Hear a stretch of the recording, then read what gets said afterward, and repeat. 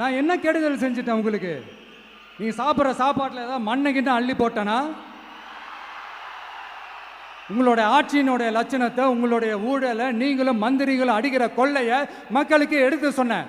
இதை சொல்லாம வேற என்னத்தை சொல்லுவாங்க? இப்போ இந்த கரூர் விஷயத்துக்கு வரேன்.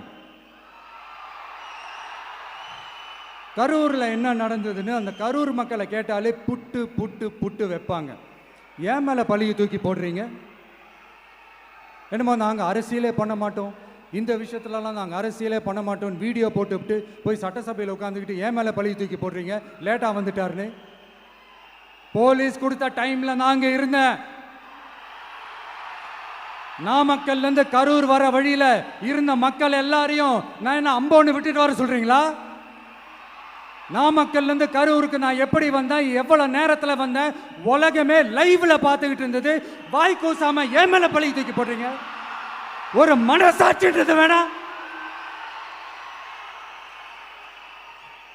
சரி, நீங்கள் தான் எதுவுமே பண்ணல சார். அப்புறம் ஏன் சார் 20 வருஷமா கரூரில் மட்டுமே, கரூர் பகுதியில் மட்டுமே போட்டி போட்ட உங்களுடைய ஒரு அடிமைய, உங்களுடைய ஒரு அடிமைய ஏன் கோயம்புத்தூர் வரைக்கும், ஏன் கோயம்புத்தூர் வரைக்கும் ஓட வச்சீங்க?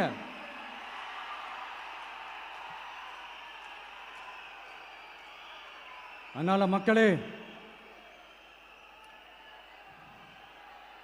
அத்தனை வழிகளையும் தாங்கிக்கிட்டு உங்களுக்காக நீதி கேட்க வந்த இந்த விஜய், இப்போ நான் உங்ககிட்ட நீதி கேட்கிறேன். நீங்க தயவு செஞ்சு எனக்கு நீதி வழங்கணும். எப்படி வழங்கணும்?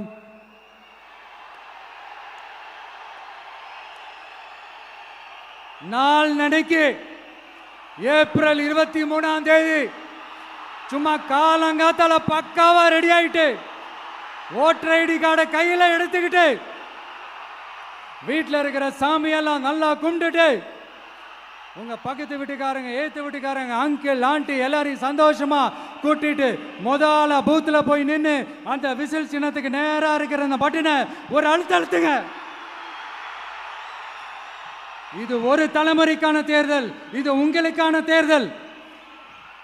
அத்தனை வழிகளையும் தாங்கிக்கிட்டு உங்களுக்காக மட்டுமே வந்திருக்கிறேன். உங்களுக்காக நன்றி கடன் செலுத்துறதுக்காக மட்டுமே வந்திருக்கிறேன். ஒரு நாளும் பொய் சொல்லி உங்களை நான் ஏமாற்ற மாட்டேன்.